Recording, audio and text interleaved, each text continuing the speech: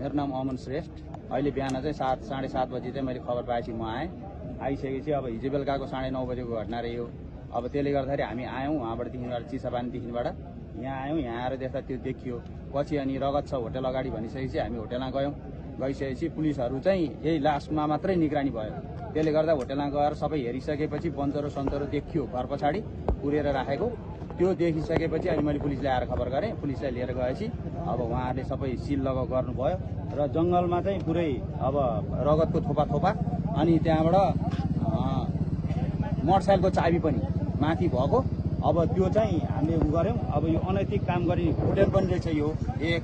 त्यसमा चाहिँ अब पछाडि प्याडहरू, हामी मान्छेले लाउने प्याडहरू, ढालहरू त्यस्तो नि फेला पर्यो। अब गोप्ते कोठा पनि रहेछ। अब अहिले चाहिँ अब यहाँ चाहिँ अब सर्वसाधारण गाउँलेहरू सबैजना आछन् होइन।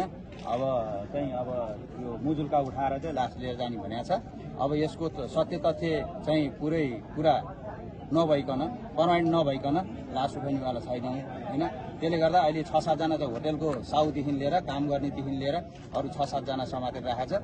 जुन हाम्रो ज्वाइँसँग आउनुभएको जुन भतिज भन्ने सुजन, उहाँलाई पनि लिएर गएको छ समातेर होइन।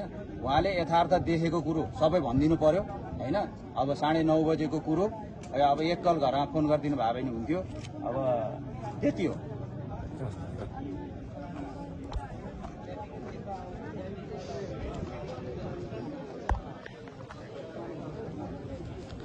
यतिखेर हामी मकवानपुरको बागमती गाउँपालिका र बकेया गाउँपालिका स्थित सिमाना नजिकै वनसुली डाँडामा छौँ। यतिखेर राजमार्ग छेउमा हेटौडा 16 का एक पुरुष शङ्कास्पद अवस्थामा मृत भेटिएका छन्। यसबारे प्रहरीले अनुसन्धान गर्दैछ भने शवलाई सुरक्षित राखिएको छ।